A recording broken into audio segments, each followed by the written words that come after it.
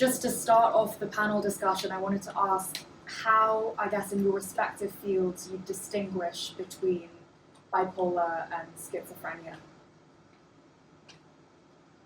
Anyone? Great. Okay. Well, it's a very interesting question. I mean, so from the very early days of genome-wide association studies, it became apparent that there's shared genetic risk across the two different disorders.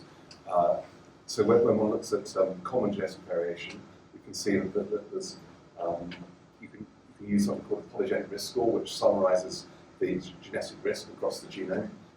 And so if you take a polygenic risk score for schizophrenia, and then look in a bunch of people with bipolar disorder versus controls, you'll see that there's more of schizophrenia risk in the bipolar subjects compared to the controls. Okay, so we're seeing that there's overlapping risk between schizophrenia and bipolar disorder. Okay, it's less. It must be said that the amount of polygenic risk that you see with the bipolar subjects is much lower than it would be in an equivalent group for people with schizophrenia, but there's still increased risk compared to control subjects. Okay, so there's some overlapping risk there. When one looks at the copy number variance, I'm seeing your glory, Dave. When one looks at copy number variance, Dave's probably been screwing me. When you look at copy number variance, that's a slightly different story. In that we really aren't seeing very many copy number variants in bipolar disorder, but we're seeing quite a few in schizophrenia. So there's some difference there. In the rare disease space, as Dave mentioned, there's this gene ACAP11 that's been found in bipolar disorder. But when we looked at schizophrenia, we found many more of these genes. So there seems to be a bit of a rare variant story in bipolar disorder, in schizophrenia, and less so in bipolar disorder. But it might be that as we expand those studies, we can find more. Thank you so much. Yeah, I mean, that's from the genetics point of view. I mean, clinically, there is, there are these two different diseases, bipolar disorder, schizophrenia. I talked a little bit about some different symptoms people have with them. And sometimes one comes across patients who are absolutely clear-cut, one or the other. That guy's definitely got bipolar disorder, clear episodes of massively elevated mood, massively depressed mood, absolutely fine in between times, mood swings abolished by lithium, textbook bipolar disorder. Other people, classic schizophrenia, thoughts being taken out by the neighbour who's got a machine next door, rambling, thought disordered, apathetic, not looking after themselves, chronic, doesn't get better, absolutely classic schizophrenia. And then there are patients who, like mostly schizophrenia, but have a bit of mood disorder, mostly mood disorder, but they have a bit of odd symptomatology, which makes you wonder if a bit schizophrenic. So there's a diagnosis called schizoaffective disorder, which is supposed to be for people who have one or a bit's one and bits the other. I knew an old professor at St Mary's who, if the psychiatrist taking the examined a patient and gave a differential diagnosis, and you had to say, what has this patient got? He would, if anybody said schizoaffective disorder, he would automatically fail them. So some people approve schizoaffective disorder as a diagnosis, some people don't. I think clearly there's different ways that brains can go wrong. There are particular patterns of ways that schizophrenia is one way that all sorts of stuff goes badly wrong. Bipolar disorder is a way that stuff goes badly wrong. Sometimes you can have a bit more one, a bit more the other. I think you see different risk factors. Andrews, I agree with him about the genetic risk factors, but I think for schizophrenia there's more of a sense of, for example, if a insults during pregnancy, developing fetus, if a woman's malnourished, going through famine, then there's an increased risk of schizophrenia. Not so much with bipolar disorder. Schizophrenia looks more like a disorder of brain development. Bipolar disorder looks more like a disorder of mood control. So I think there will be some commonality, but there are also some differences. And one thing, speaking as a doctor, I really want to get across, people criticise psychiatry, psychiatric genetics for this, not in clear boundaries. The whole of medicine is like this, I'm telling you. It's not, psychiatry is not weird in having sometimes people where the diagnosis is a bit unclear.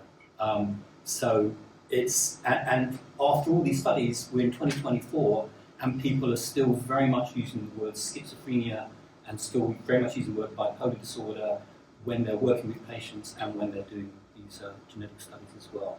So two disorders, but with some commonality. It's really interesting to hear about the overlap between the two and how much there is, and but how they vary as well. Michael, do you have anything to say about the distinction between the two? Yeah, I do. Plenty. So in computational psychiatry, we are actually more interested in underlying mechanisms than in diagnosis. So in my clinical practice, I'm also a psychiatrist. In my clinical practice, I think the diagnoses are very useful. And I think that the sort of a lot of the opposition to them throws away the baby with the bathwater.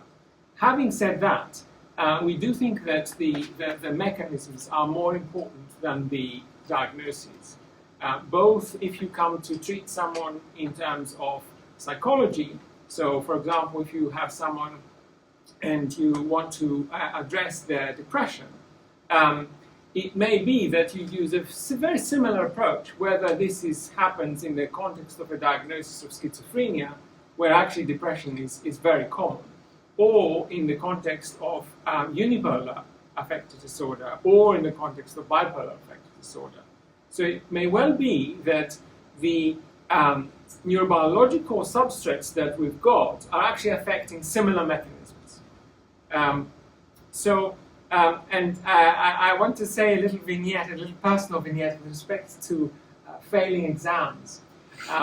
When I sat my psychiatry specialty exam in the first time I sat it, the patient the long case that I had, a patient that you have to examine in a lot of detail and take the history and so on, was a young chap who had a mild intellectual difficulty and a diagnosis of schizophrenia.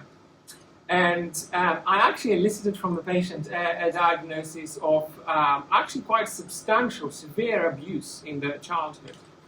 And when I said to the examiners that I thought that this person's abusive background might actually play into their symptomatology, I saw some very long faces, and I failed that exam. And I didn't make that mistake again. So I stuck to the phenomenology and the diagnostic criteria and so on until I passed all my exams, and now I can tell you all about it without having to fail my exam. So I absolutely agree with what my colleague said. These things are not the same thing. They do have a different biological basis, a different genetic basis, but I would like to address more of the spectrum approach to them, more the transdiagnostic approach to both biological and psychological mechanisms. Again, without reifying that, I don't know if you guys have heard of RDoC. RDoC was a research initiative, or is a research initiative, that actually said, no, we're going to move away from the diagnostic classification and completely over to the mechanism side of things. And again, I think it threw away the baby with the bathwater. So, as you wanted to have a fluid discussion and to make things interesting, let's have a disagreement about something. Uh-huh. So, you talk about psychological treatments for depression in depressive symptoms in schizophrenia and unipolar depression. Now, I haven't practiced psychiatry for 10 years now, but at the time that I was, what happened was not with the psychological treatments, but with the medical treatments, the antidepressants. People had come to the view that antidepressants worked for the depression in depressive illness, and that they didn't work for the depression in schizophrenia. I don't know what the current thinking of that is, but can I sort of challenge you with that, where it looks as if you've got somewhat similar symptoms, but when it occurs in context of schizophrenia, antidepressants don't work, and it occurs in context of unipolar depression, they do work. Do you have thoughts on that? Oh, totally. So this actually doesn't actually concern me at all. So I wouldn't expect that the same phenomenological presentation. Okay, so if I fulfill certain criteria, and so I attract a particular diagnosis, I do not expect to have the same underlying mechanisms, either biological at the biological level or the psychological level. So the idea that you have something called antidepressant is actually a convention there's no such thing as an antidepressant. There's something like a serotonin reuptake inhibitor or whatever.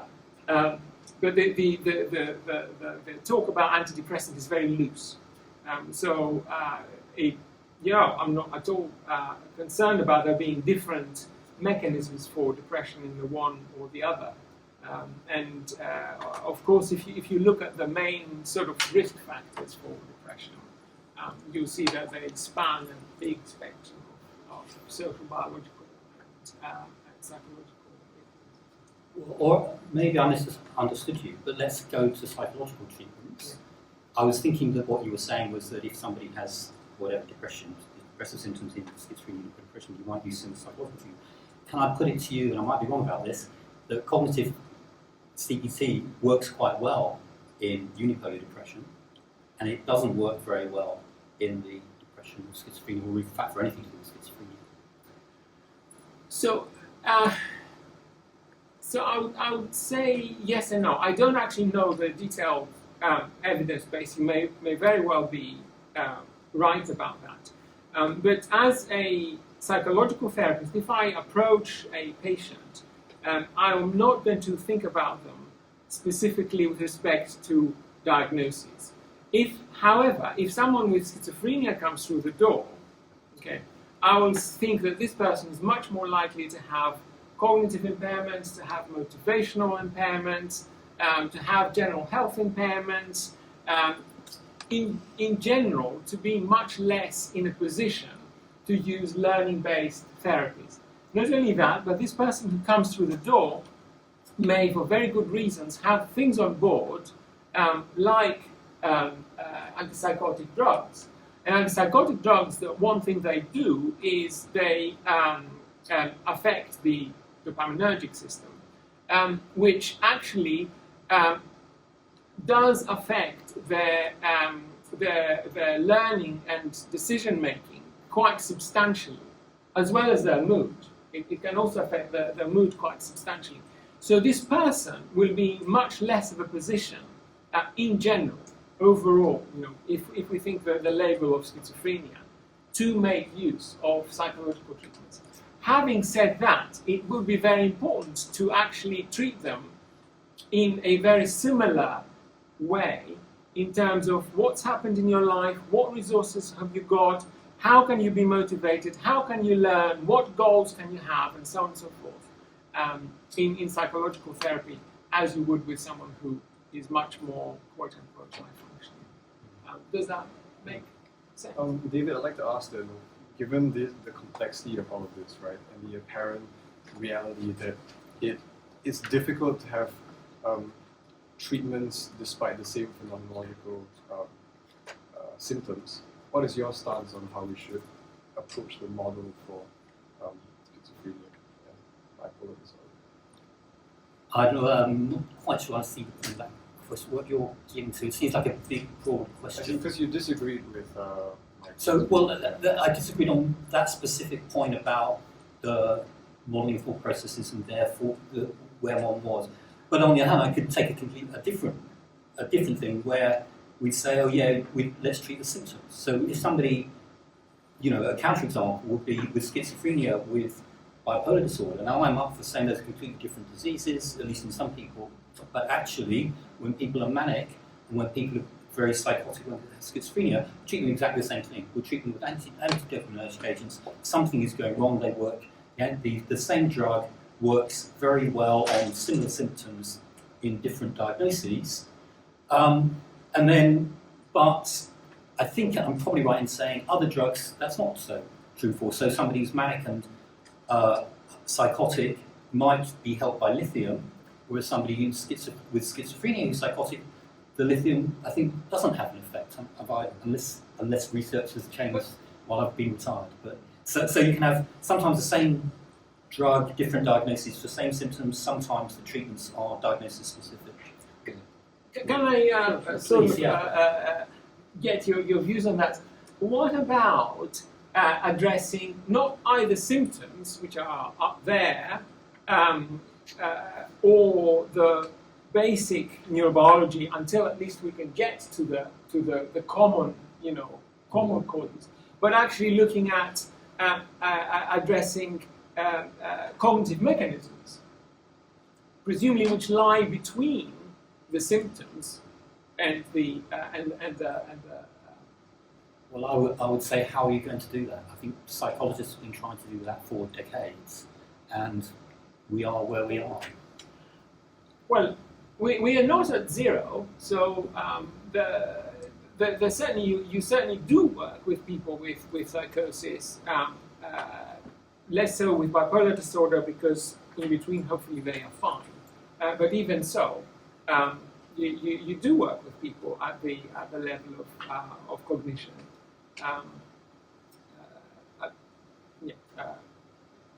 But what about in principle? Do you think that's Well, my principle is I would love it if it worked. But when I was a clinical director in East London, we employed, got in lots of extra psychologists to give psychological treatments to people with schizophrenia. There was the sort of vogue 20, 30 years ago to try to do that. But I think what we found was it actually didn't help very much. It didn't work as well as we'd hoped it would. So I wish it would work, but I think it doesn't, is my take on that. Whereas I think it does work for other mental health conditions like anxiety, depression. Psychology into a numerical, like mathematical equations? Well, the brief answer is that we would like to look at mechanisms, and we will look at transdiagnostic mechanisms generally, and we examine quite specific problems. So if you have belief update, which is a very important thing, that how you change your views in the light of some evidence. Do you stick with a sort of, within quotes, insane view, or can you actually change it in the light of evidence? Okay, this has got at the computational level a way in which it should happen, which is Bayes' rule. That's the computational level, and then below that you have an algorithmic level, which is what I wrote there, which is basically how the information is organized in the brain. Okay, that thing is going to be underpinned by an enormously complex system. But you can still write my views at trial t, my views at trial t+1, and the observation I made in between. Okay? And then all that huge complexity you're going to summarize in that, obviously in this very simple equation, it only has A as a parameter. Okay, it'll fit into that. So you've got the computational level, how the information should be processed. You've got the algorithmic level, how is the information organized in the brain, and you've got the implementation level, which is all the neural machinery, which is enormously complicated. And we can talk at the implementation level, can we, for example, see whether dopamine, phasic dopamine, actually reports that thing within the brackets. So people within, I said that phasic dopamine reports the thing within the brackets there, O minus the observation minus the expectation. Okay? So it takes a huge amount of abstraction, a huge amount of experimentation. Thank you. I think we have time for one last quick question. Yes. Hi, I was taught that it is the combination of genetic factors, neurological factors, and environmental factors such as social stress that can eventually give rise to like schizophrenia. So my question is, can we interpret those environmental factors as some external stimuli that can perceive by our brain and then change the brain structure in terms of like neural circuits, neural projections and stuff, and then give rise to the disease? Totally, yeah. So the biopsychosocial model, so to speak, is descriptive. Okay, the biopsychosocial model isn't separate psychological, biological, and social factors. It is a descriptive thing. Yeah. So a psychological trajectory of a person will have a biological substrate.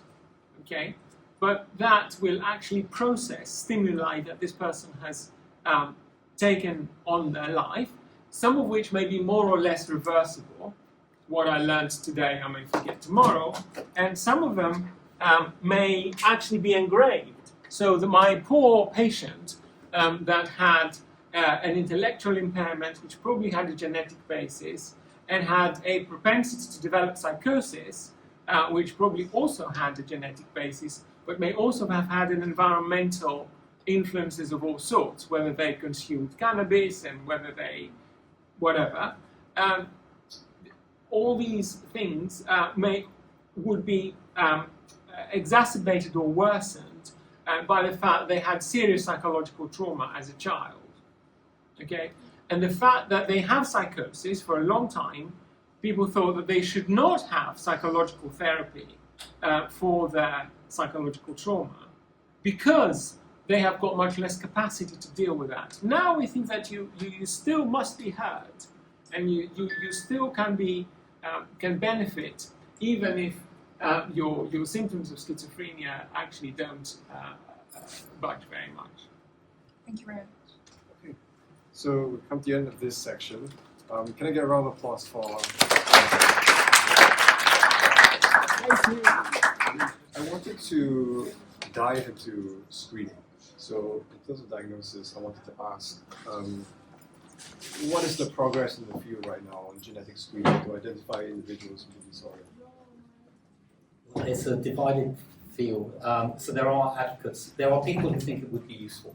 Speaking as a doctor, it's amazing how not useful it is. Okay. People do these genome-wide association studies. They get these polygenic risk scores. They try to find something useful and say, "Oh, we can predict somebody's risk of schizophrenia." There's no. First of all, I go to these conferences, not just for schizophrenia and psychiatric disorders, but just general. It's a hugely controversial field where you've got a whole bunch of people thinking it's useful to predict risk, and then a whole bunch of doctors saying actually it's not really very useful. There's only a handful of things that one screens for, but one wants to know whether somebody's going to get it or not. So, there would be, if one was able to tell that a teenager is going to develop schizophrenia, there's things called early intervention services, early detection services, where you want to get in there really, really quickly and treat them. And it'd be lovely. So it would be lovely to be able to say that this person has got very high risk of developing schizophrenia. The reality is, with an exception I'll come to in a moment, the reality is that the level of prediction you get from all of this stuff is completely unhelpful, even though you find plenty of people advocating, saying it ought to be helpful, it will be helpful one day, or whatever. The exception is potentially for people who copying other variants. So some of these people will, the Crimson 22 one, the child will have not only a high risk of developing schizophrenia when they're older, but they'll potentially have a number of other disabilities, might have epilepsy, might have physical abnormalities. So they may have been diagnosed as a child, and it may be known that that person has got a 22 deletion, and you might say, well, maybe there could be an argument for just checking in with them once a year or so, or when they're having their annual checkup, have they got any suggestion they might possibly be developing schizophrenia? So there's a tiny number of people at very high risk because they've got, say, a CMV, or if you knew they had one of these gene knockouts, but broadly speaking, there isn't a role for screening in mental health. Well, I mean, I suppose one other place where it might be useful potentially is in high-risk families. So but where you wouldn't potentially use a genetic screener, but you would monitor people if mom and dad have got schizophrenia, their risk of developing schizophrenia is nowhere near 100%. It's something like 10% if you've got a first-degree relative with schizophrenia. But that still would be worth observing the individual as the child grows up, just to check that person, because as Dave rightly says, untreated schizophrenia is the biggest problem. Untreated severe mental illness is a big predictor of poor outcome. If you can pick up early symptoms and intervene early, then that could help in individual. But I think I agree with Dave entirely about these polygenic risk scores, and as I said about the spectrum between schizophrenia and bipolar disorder, well, there's a huge overlap in high polygenic risk score for schizophrenia amongst people with schizophrenia, but also amongst healthy control subjects. And so the actual precision you've got there of separating somebody who's walking down the street of whether they are likely to develop schizophrenia or not using a polygenic risk score is not helpful at all, actually. And so it's the one that one should avoid. I mean, one thing that you may be coming on to is, there's a company selling pre-implantation diagnoses. So where you would generate a polygenic risk score, you maybe have 10 embryos that you would should go through an in vitro fertilization, and you would potentially screen those embryos to identify which embryo has the highest polygenic risk score for schizophrenia versus the lowest.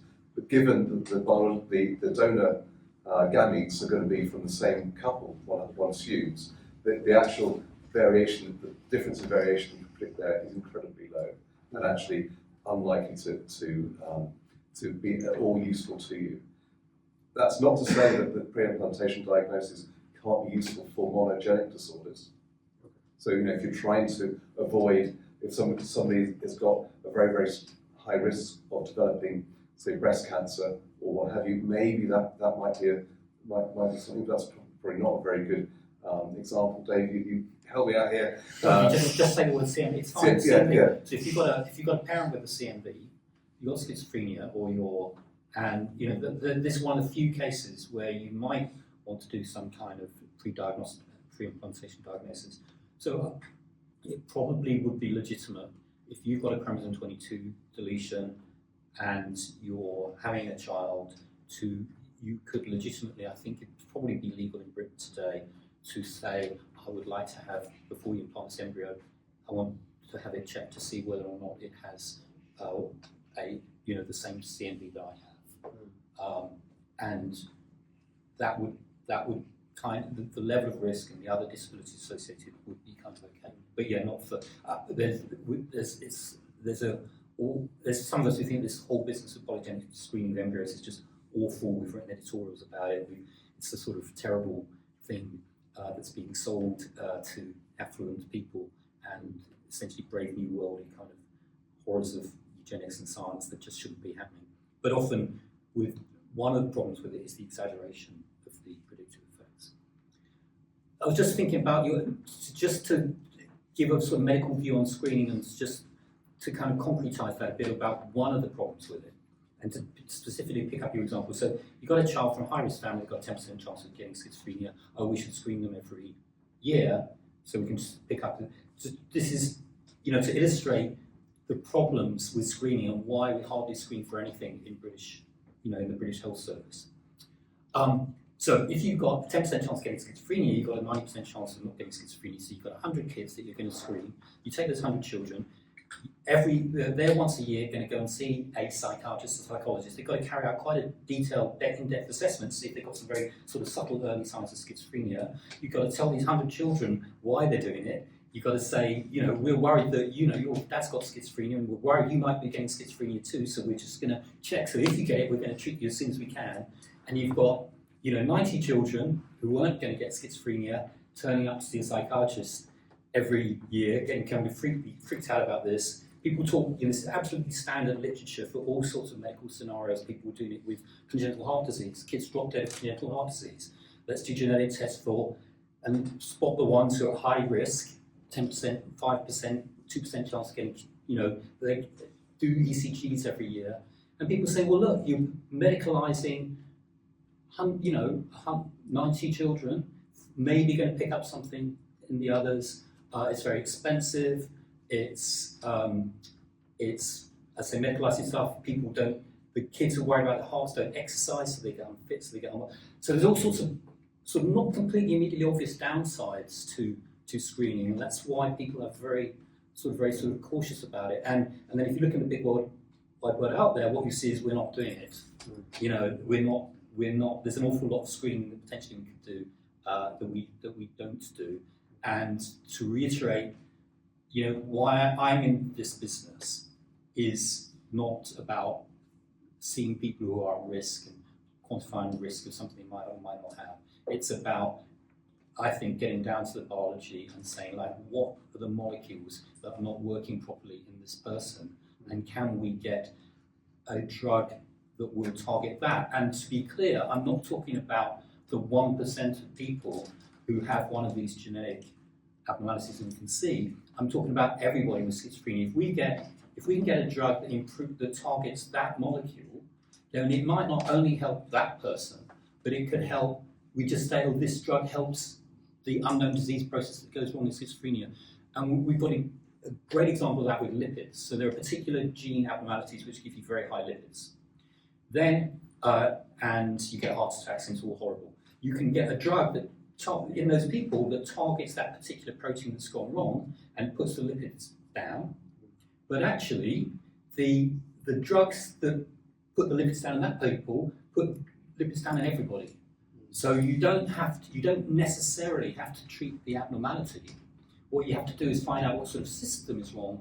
People's lipids are too high, so they get heart attacks. People's glutamate receptors are impaired, so they become psychotic. How can we target that glutamate receptor system? And there are drugs being developed today which are targeting, the glutamate receptors that came out of the schema study. So, so I'm interested in the therapeutics of it more than the risk assessment or the can you do a blood test that will. They don't help with diagnosis. I mean, we're not going to get a blood test that says, yeah, you've got schizophrenia, you've got bipolar disorder, or a brain scan that will, or kind of anything. Really. Yeah, I guess it's understandable why people would want to have screening, sort of to nip it in the bud before it even becomes a problem, right? So I guess that's why people might lean towards screening or detection early. But I see your point on why it's so difficult and why it doesn't even help at all. So I guess maybe in terms of public sentiment, it'd probably be better to educate people on the fact that it's much better to have a therapeutic approach to schizophrenia rather than, I guess, to quell the fears about developing. Yeah, I mean, the public health message is if you have these symptoms, go to your GP. That which isn't screening. That's like presenting early, and that would be what we would want to say. And I would I would really contrast that with the situation with Alzheimer's disease. With Alzheimer's disease, we're very close to saying once we have a treatment for Alzheimer's disease, well, the treatments don't work. What we need is prevention for Alzheimer's disease. Like we have a prevention for heart attacks. We see someone's got high lipids, we put them on statins, they don't get the heart attack. We detect the Alzheimer's disease process. People haven't got the Alzheimer's disease, and you could call it screening. We detect the Alzheimer's disease process 20 years before the Alzheimer's disease starts happening. And when we have drugs, which may be coming soon, that can interfere with that process, then yes, we will screen everybody for Alzheimer's disease because we can stop them getting that process continuing. I think I'm not really optimistic that's what we'll end up doing with schizophrenia or bipolar disorder. No, I think detecting that's a prodrome is very, very difficult. And the likelihood of having some sort of highly precise and highly specific biomarker for the development of schizophrenia or bipolar disorder is a long way away, or if that'll be found at all. But yeah. I wanted to ask, because it's so, I was going to ask you about kind of the developments in genome sequencing and kind of how rapid that's getting and how accessible and affordable for people, but clearly I don't know, I guess like because genetic screening doesn't seem to have a huge part to play in bipolar and schizophrenia, I was wondering what you think the future looks like with regard to diagnosing and treating bipolar and schizophrenia, given kind of new technologies and movements in the field, whether you think there's anything that could change from where it is now, what fields we should be kind of looking into. I think, the short answer is I don't think it is going to change very much. I think what we see with these, and this is not just these bipolar and schizophrenia, but a whole stack of other illnesses as well, we see it's very unusual that somebody has an identifiable cause, genetic cause for that. Now, you can go and get yourself sequenced today, it only cost you a few £100, and you can find out whether you've got any loss of function variants in any of these 10 genes, any of the genes for this, that, or the other.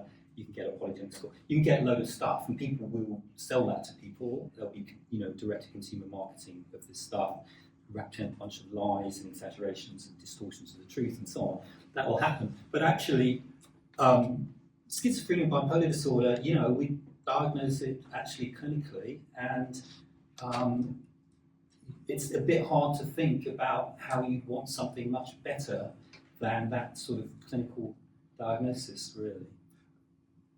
I think the place for doing sequencing is once you have a diagnosis. Because wouldn't it be really great to understand what the underlying pathological mechanisms are underlying your schizophrenia? And so there is a case for, and the Royal College of Psychiatrists has recently recommended, I think, David, you're involved in drawing up the guidelines, so I hope you're going to agree with what I'm going to say, where the idea is that if you've got a schizophrenia diagnosis, that you consider getting a copy of the variant test done.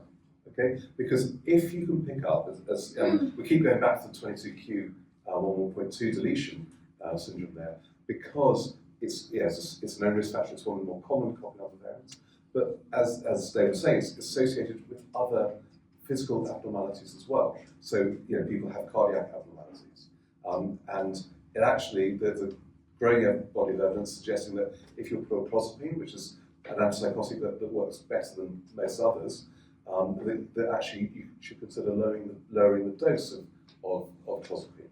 And so clozapine is kind of the drug of last resort, because it has an unfortunate side effect in that it can kill you. I mean, rarely, but if you put on clozapine, you have to have regular blood screening, because the side effect of it is it can lower your white blood count, and that can lead to agranulocytosis and death if it's not picked up.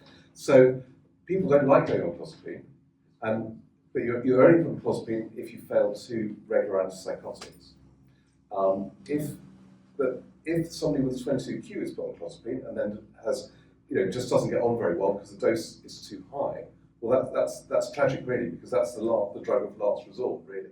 And so if you can identify somebody with 22q, somebody with schizophrenia, you know they've got schizophrenia, identify they've got 22q deletion, you say, right, okay, if we're going to put on clozapine, we've got to reduce the dose or put one on a low dose. That's a tangible benefit of doing genetic screening. But to take, to screen everybody for risk, I mean, I think it'd be useful to pick up the 22q in anybody down the street, walking down the street, but the yield is very, very low. I mean, if you do a copy number variant test in schizophrenia, you're going to pick up, about 3.5%, 4% of people with schizophrenia will have a copy number variant.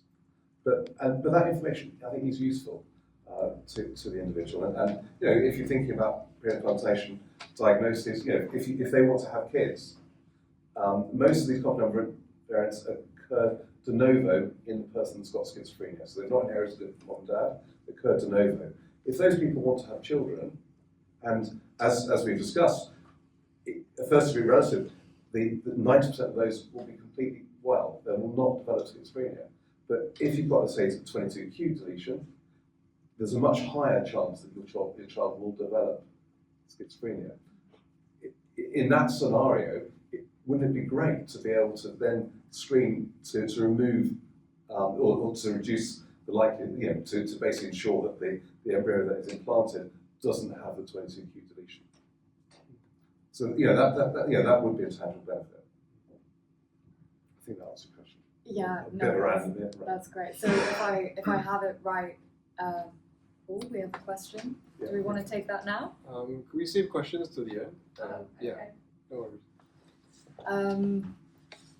So if I have it right, genetic kind of, or developments in genetic screening and genome sequencing could be useful in terms of a more personalised treatment approach. Yeah. No. Well, actually not. No. I mean, not in general.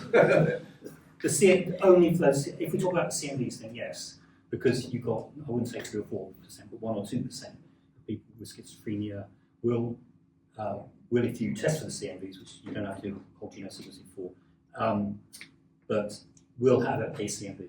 And we think that people have a right to a diagnosis. That if you've got schizophrenia, you're very unwell, you've got a right, if there's an explanation that we can find, oh, you're unwell because you've got that CMV, then we think you've got the right for us to find that out, for us to tell you, and there's all sorts of ways. There are practical implications of that knowledge, but also more subtle kind of psychological benefits of that knowledge.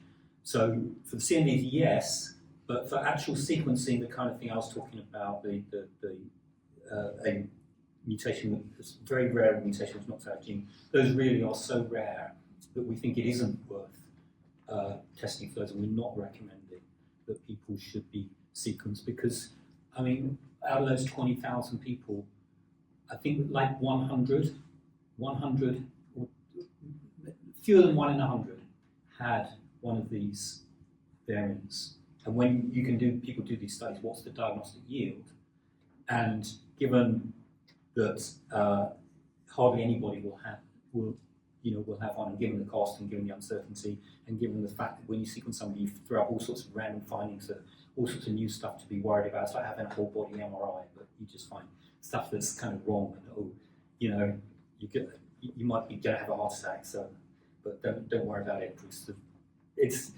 So at the moment we think it isn't a kind of helpful intervention, and actually the guys did a modelled what they thought the eventual yield would be with sort of total perfect knowledge, and you're probably only going to have like 2% of people would have with schizophrenia would have one of these things like ever. It's not looking optimistic as a way to kind of guide treatment, and there's no. Yeah, so in terms of guiding treatment, there's not really a notion that people with a particular abnormality would actually have a different treatment, except for things like the clozapine, the CMV. But basically, it's not looking like it'd be critical to guide treatment. You're looking like hardly anybody's going to have one, and it probably isn't a thing that's kind of up and coming. I just add that the yield is. So the 2% will be people with schizophrenia without any comorbidities. The yields are certainly higher. If you choose people who've got something that... Yeah, so still... No, I'm not saying, but all I'm saying is that... that... 2.5. If you've got people with epilepsy as well, or if they've got an intellectual disability, then that yield does increase. But yeah. And then we recommend that. Yeah, we did for the college. It's something that we think the NHS should be doing. If you've got schizophrenia and you've got a particular reason for wanting to be tested for a CMV, either because you've got other pathology which makes it look like you might have one, or maybe your particular social situation. So it's like I think a powerful argument is a sibling.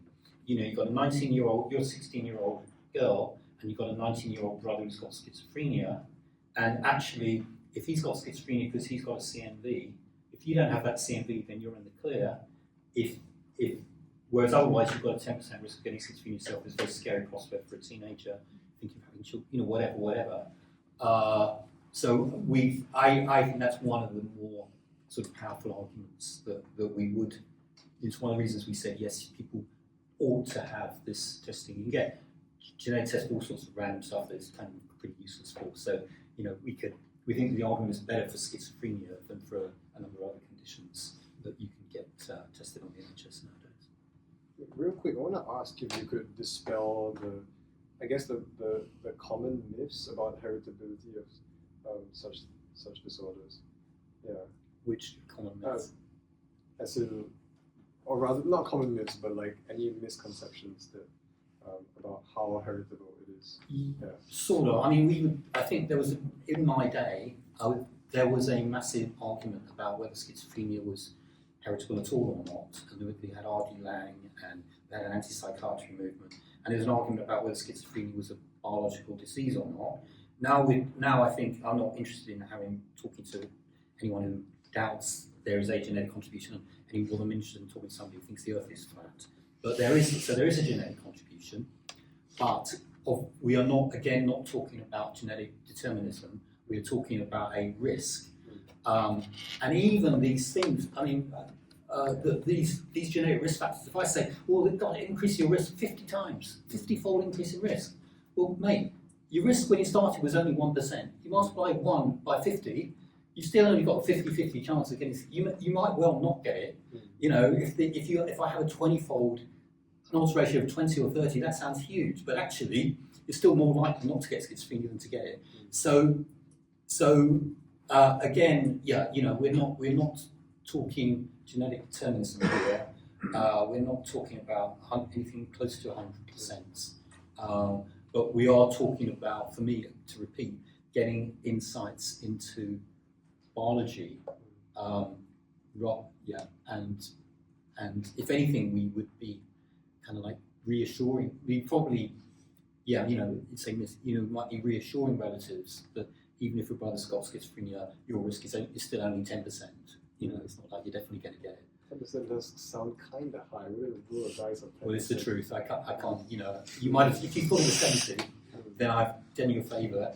If you thought it was 1, there's a limit. You know, but yeah. I think people overestimate the familial risk of developing schizophrenia, and that's very useful. So for psychiatric genetic counselling, you know, one of the big jobs they do is actually to inform people about that reduced risk. You know, that 90% of the offspring of somebody with schizophrenia will not develop schizophrenia, and that's super important to know, because you know, people with schizophrenia are still people and may still want to have children, and you know, it's important that they are making their reproductive decisions based on science and not hearsay or what Wikipedia might say. You know, I think it's really, really important that you know, there's sort of proper evidence out there, and that people are making evidence-based choices. Thanks for the answer. I wanted to take a jump into something that I'm not sure if you'll be able to comment on, but I wanted to ask, what are your thoughts on the epigenetic side of bipolar disorder and schizophrenia? So my thoughts are, what I think about epigenetics is that people struggled with genetics and they kind of gave up and they clutched at straws and they went off to do epigenetics instead. And one of the ideas about there's two things. So the attraction of genetics is you get a cause. So DNA, changes in DNA sequence, change proteins can cause diseases. Diseases can't change the DNA sequence. So genetics is great because it gives you causation. Epigenetics, which is which bits of your DNA is methylated or not methylated, doesn't give you a cause, because changes in methylation can cause a disease, but a disease can cause changes in methylation. So WUMF, your main argument in favour of epigenetics of genetics is lost when you go to epigenetics. Now, why did some people get into epigenetics? Because there were these kind of stories about you could traumatize a mouse, and the mouse would have babies, and the babies would carry the imprints of that trauma, and how could that be done by imprinting the DNA and methylating it, and then you get, so people would, or you could expose a mouse to trauma in its youth, or give it a particular diet, a low-fat diet or high-fat diet, that would affect its propensity to become obese 30, 40 years later, and that could be mediated by methylating DNA. So you had the idea of methylation of DNA as a way for an organism to kind of have a memory, a biological memory, or for stuff to get passed down through generations. Now, the transgenerational stuff is basically, it doesn't hold up and it's impossible and the experiments were bad, and I'll leave that.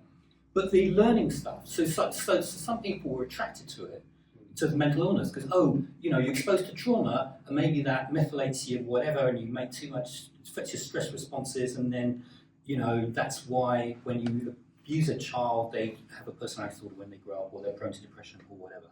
But what I would say to you is that you've got this thing in your body, which isn't your adrenal cortex, which is supposed to learn stuff.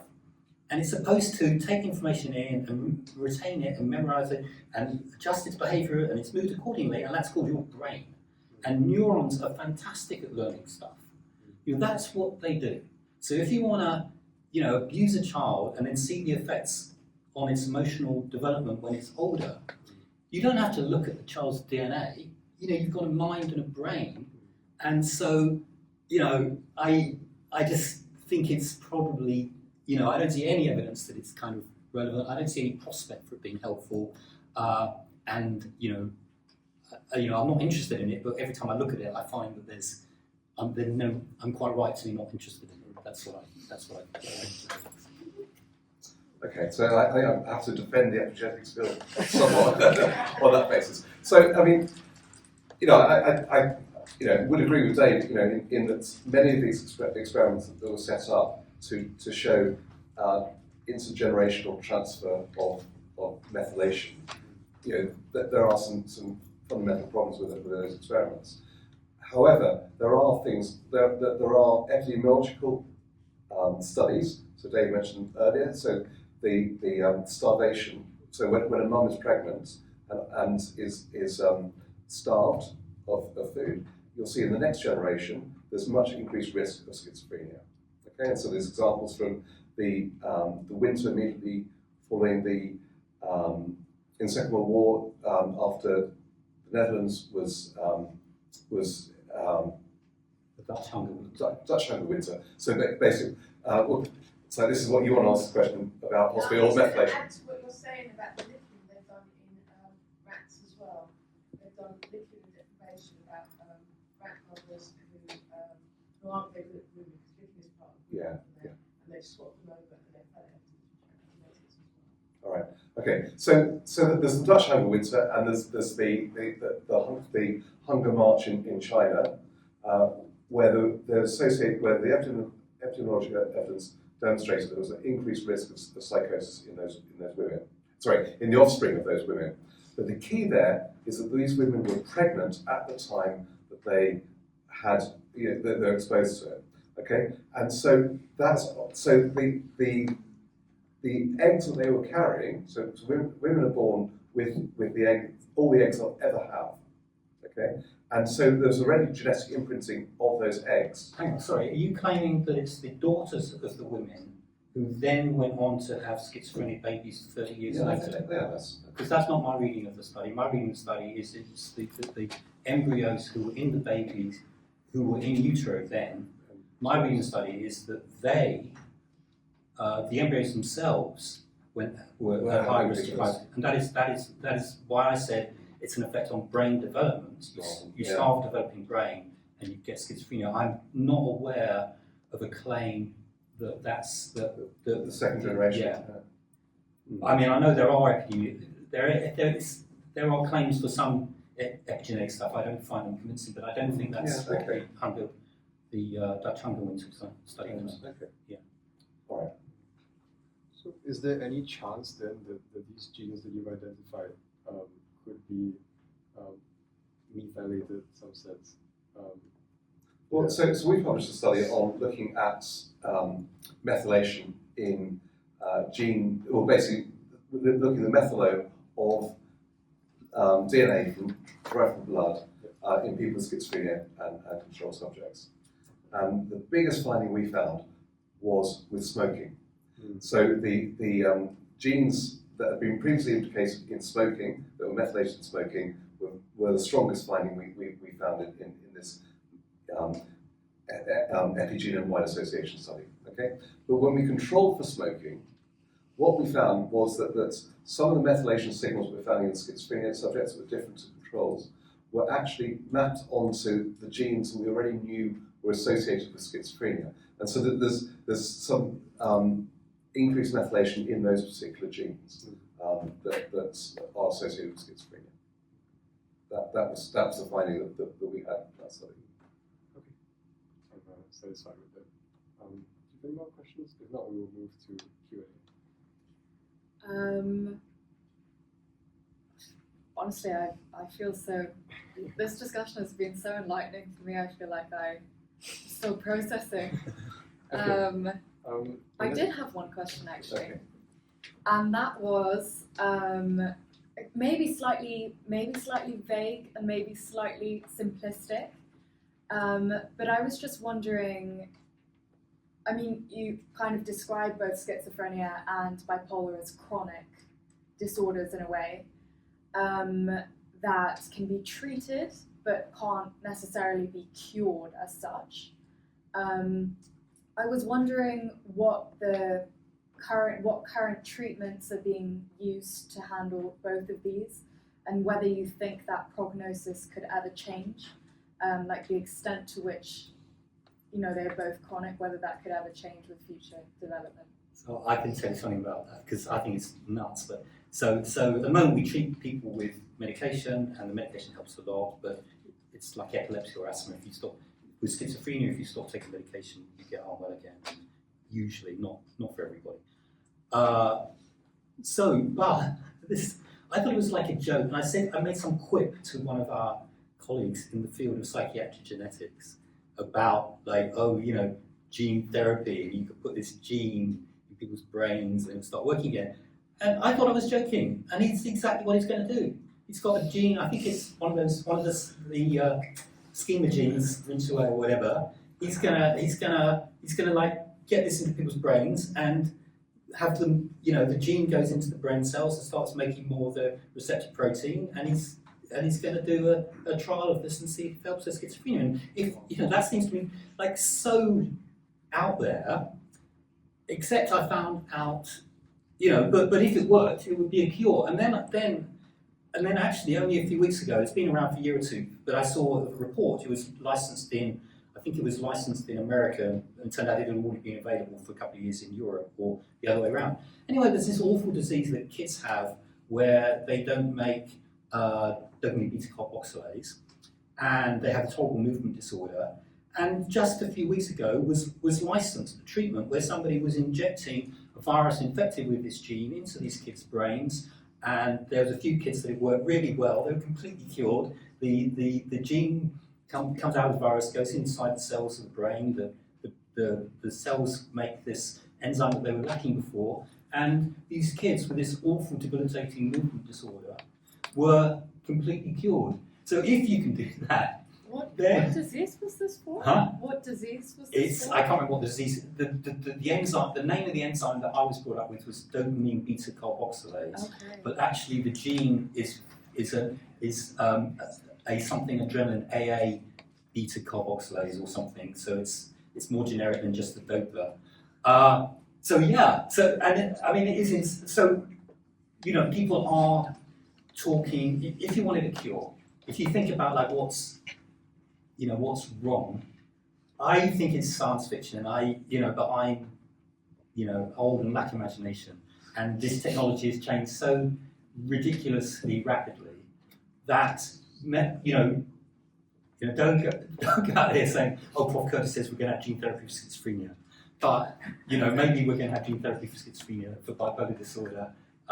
If you could find out what was wrong, if you found people who had this critical gene that wasn't working properly, it sounds nuts. How would that work? How do you get it into all the billions of brain cells? How would you get it into the right places? How do you get it expressed right? I don't know. But anyway, maybe that. But apart from that, I don't see. You've got something wrong with the way your brain is working, and people.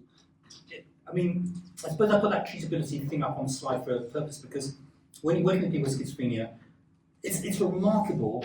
The drugs have side effects and they only partially work. In medicine, it's remarkable how well antipsychotics work. They work so well that you can tell when somebody's not taking their treatment because they get worse.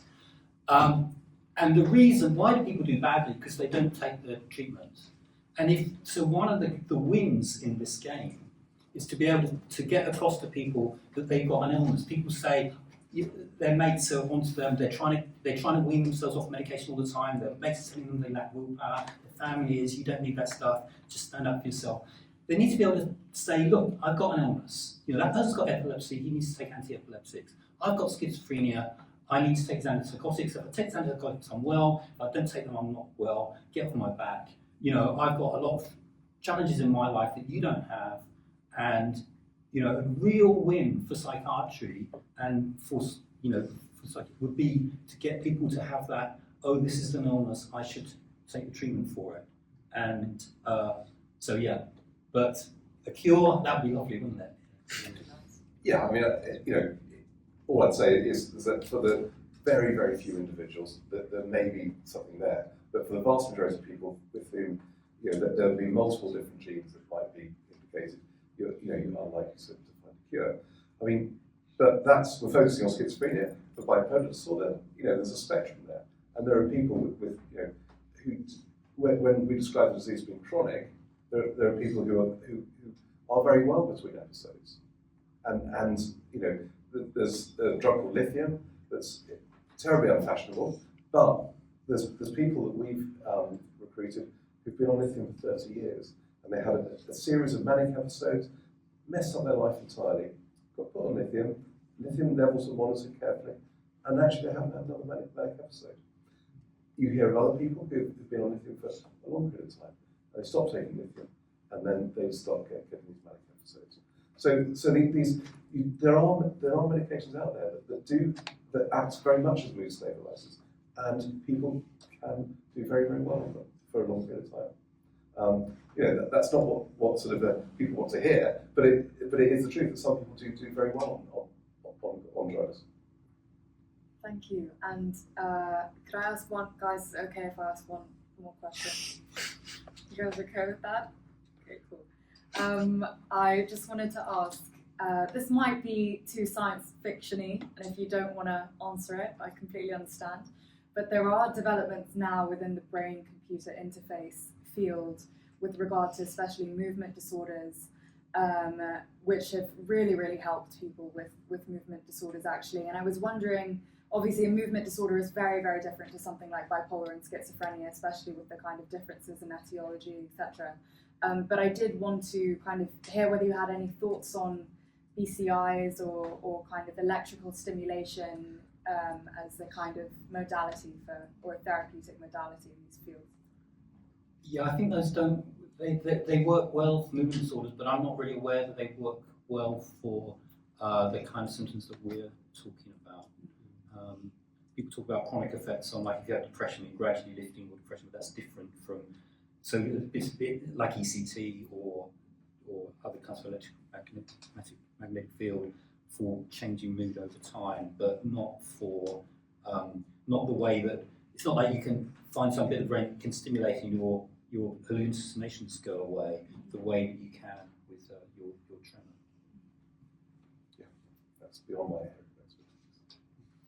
Okay, so let's move to the Q&A. Does anyone have any questions for the panel? Yes. Hi, this is for whoever wants to answer. Is there any research looking at the effect of developmental experiences on genetic mutation? On genetic what? Mutation. So can developmental experiences cause genetic mutation? So the answer is definitely a big no to that. What the idea is that your DNA code is you've got 33,000 million bases, and it's the same in every cell in the body essentially, and that an external thing doesn't change that. But what does change is the methylation. The methylation of you can put methyl groups on DNA bases, and that will stop some genes being expressed and what have you. So developmental experiences potentially can affect methylation, but not the DNA sequence itself. In a nutshell. Any questions? Okay, let's go with you. As you previously talked about, childhood trauma was a main risk factors for both bipolar disorder and schizophrenia. Are there some studies work on how to interpret these different traumas, or based on some computational processing or categorization of different trauma? There's something quite interesting. So epidemiologically, I wanted to show you how complicated this stuff gets. Epidemiologically, there's an association between child abuse, emotional and physical abuse, and risk of subsequent schizophrenia. So now, what does that mean? That means that you're saying that the childhood abuse causes the schizophrenia, right? Well, no, actually, maybe it does, but actually it might be much more complicated.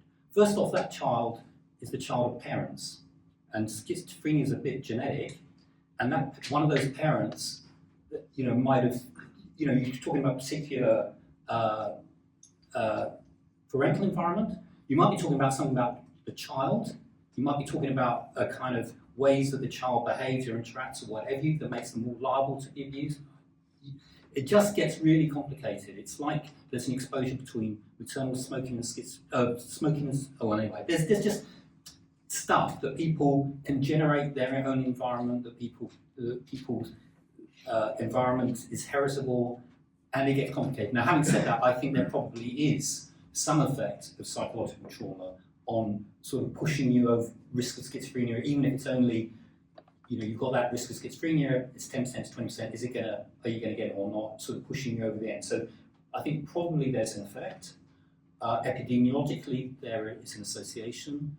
It's much more complex to tease out, and really, if you look at the effect sizes, I think it's very difficult to make any concrete conclusions along the kind of lines you're talking about. It's very hard to know. There are environmental effects on risk, but exactly, and there are particular social groups who are at high risk of schizophrenia, presumably through some kind of psychosocial mechanisms.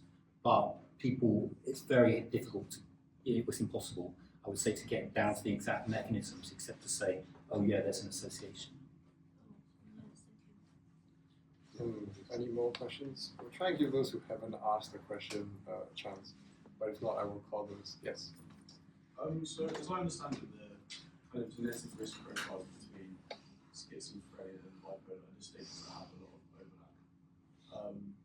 I was wondering if there have been any genes identified that increase the risk of schizoaffective diagnosis more than either pure schizophrenia or pure bipolar, and perhaps if that informs opinion on schizoaffective as a diagnosis. I think the difficulty is that the numbers of individuals in all these studies with schizoaffective disorder, probably for the reason that Dave describes it, is that there's kind of a psychiatrists are programmed to put people into, to be splitters, to put people into bipolar disorder or schizophrenia. And so, but the numbers of individuals with diagnosis of schizoaffective disorder are relatively small in these studies. And so I don't think statistically we're well enough powered to actually find specific genes for those. So, I mean, nice idea, would be great, but I just don't think we've got the data there to be able to identify those particular genes. Would you put that down to a lower incidence of schizoaffective disorder, or would you think there is like a hesitance to give that label to people? I'd say the latter, actually. Well, especially if you're doing a genetic, if you're setting up to recruit a genetic association study, and you want to, want a set of controls and a set of schizophrenia cases, I don't want to include somebody who I'm not sure about the diagnosis. Same for bipolar. Now, I think people have looked at schizoaffective disorder a bit, but basically, I think it doesn't look. I think people I wouldn't see it as a sort of profitable, as a good place to start. And there are sort of interesting things like, I'll probably get this a bit wrong, but if somebody's got bipolar, if you take your sample with bipolar disorder and then you look at the ones that have particular kinds of psychotic symptoms, then they have, those bipolar patients have got higher polygenic risk scores for schizophrenia. And likewise, I think I'm sure, I'll bet it's true, that if you take the people with schizophrenia who have more in the way of affective symptoms, then they have higher polygenic risk scores for bipolar disorder. So you can see the way that these different sets of risks kind of feed into somebody's profile a bit, while still having more or less separate diagnoses. Remarkably, that's right, actually. It's just the way you would hope it would be. Yeah. It fits rather too well, actually, to that sort of spectrum. You've got it's a thing with two bumps. So people, there's overlap, but there's people in the middle, and then there's point masses here and here, I would say. Yeah, and sorry, just to add in, I know you want to ask a question, but the thing is that a lot of these diagnoses are cross-sectional, and so, at the time that somebody was seen, they may have been presenting purely with a clear bipolar 1 diagnosis. If they were then seen 5 years later, schizoaffective? No, they're stable. A psychiatric diagnosis actually take account of somebody's whole life history, and so you'd say, have you always had bipolar episodes? Yes, you're bipolar. Have you always had schizophrenia? Yes. So actually, it is. Your diagnosis can change. And if you meet somebody young, then maybe stuff happens later and you kind of change your mind a bit. But we do actually take the whole. No, I appreciate that. But yeah. you know, as you rightly say, if you're interviewing a 20-year-old, then 30 that they may present slightly. And in fact, you're not even allowed to give somebody a diagnosis of schizophrenia until they've had symptoms for 6 months. So you can't meet somebody in the day and say you've got schizophrenia. They've got to have been chronically unwell to meet that diagnostic criteria. I think it's one of that. You got bored. Has anyone who hasn't asked the question want to ask? If not, I'll hand it to the guy in the white shirt. Okay, yeah, go ahead. Is there any cause-effect relationship between physical brain injury and onset of schizophrenia or bipolar? And if so, can you explain it from a genetic perspective, or a molecular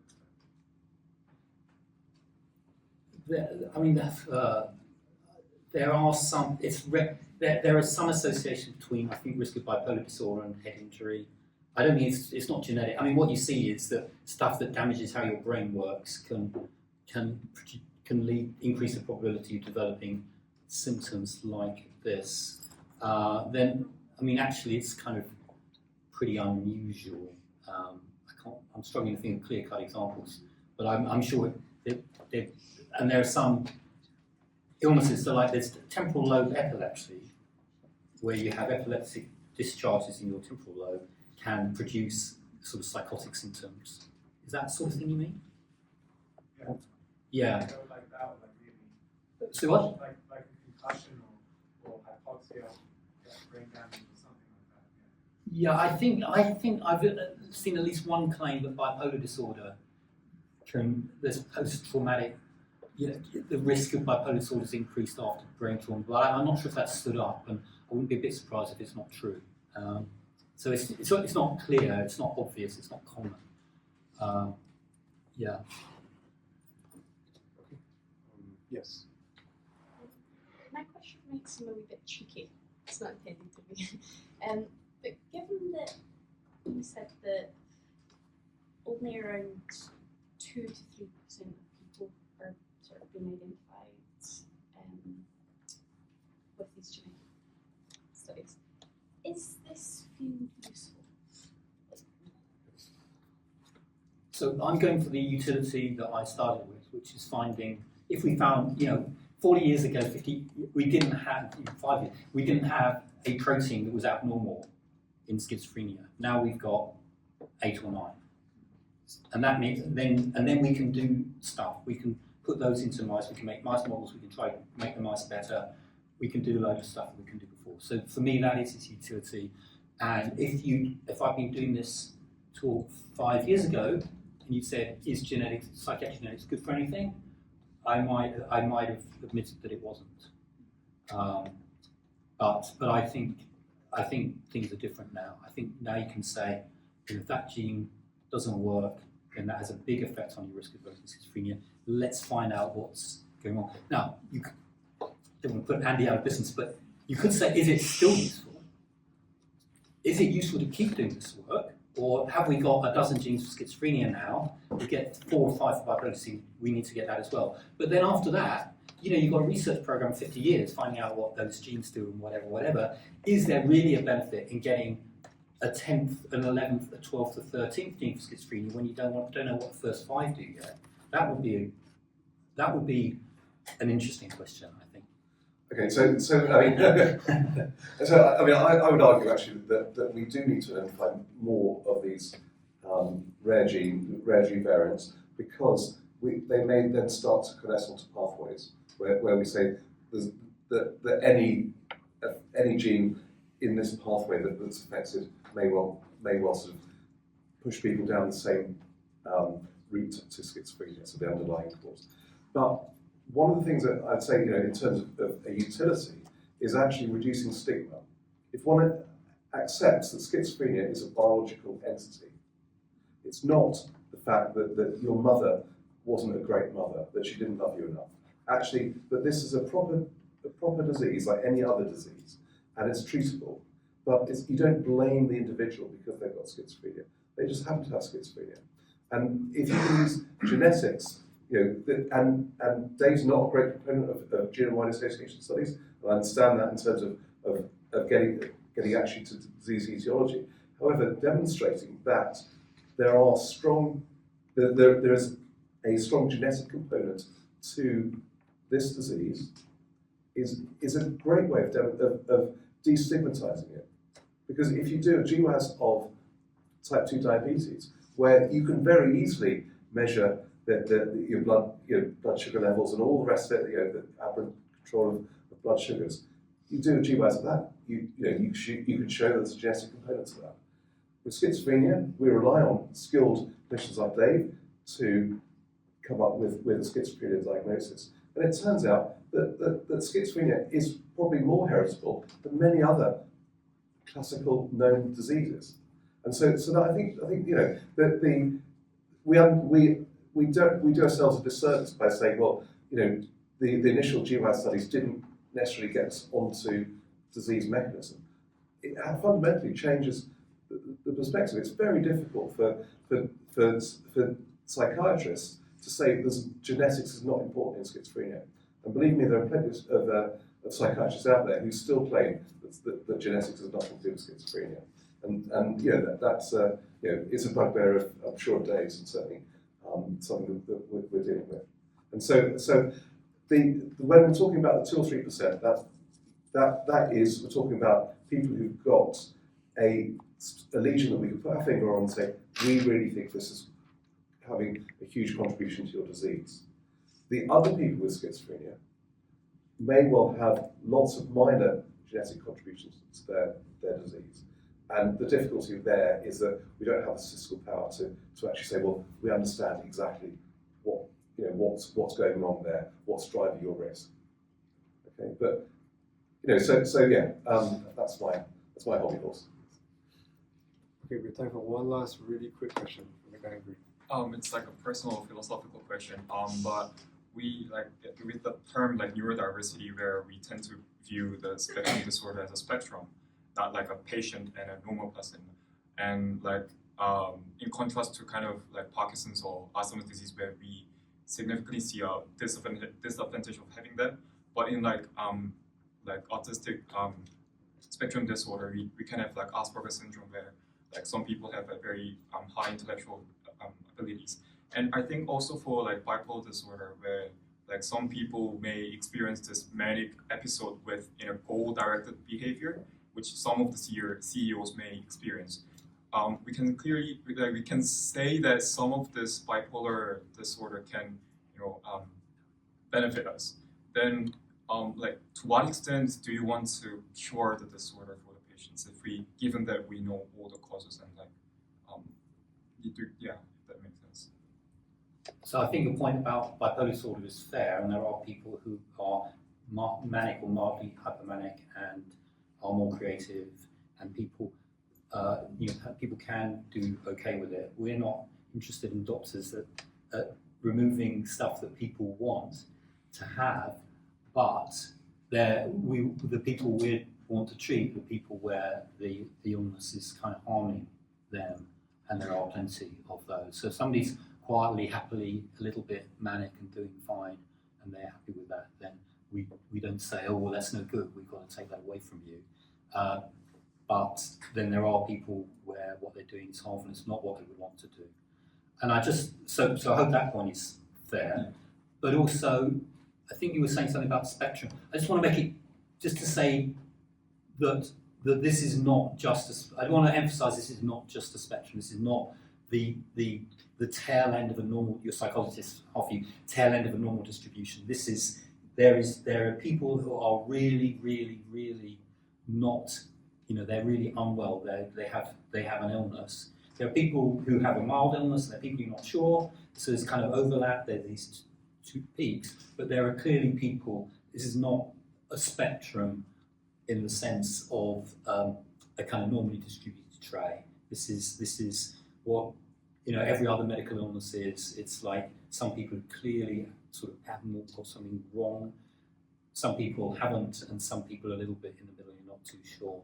But no, we want to treat the stuff that's harmful to people that people don't want. We want people to have their best lives. We don't want to take away something. And there are people who choose to who would rather be a bit manic because they're more creative than not want to take the risk on that. And those are usually choices that people can make. Yeah. I mean, I suppose one of the important things to highlight is untreated severe mental illness. The suicide rates are incredibly high, and so that's really should drive one sort of sense that to help. The point of psychiatry is to help people, and if you can treat their symptoms, then you can reduce the risk of suicide and other outcomes, detrimental outcomes. Okay. Thank you everybody so much for your questions. Can I get a round of applause to the panel?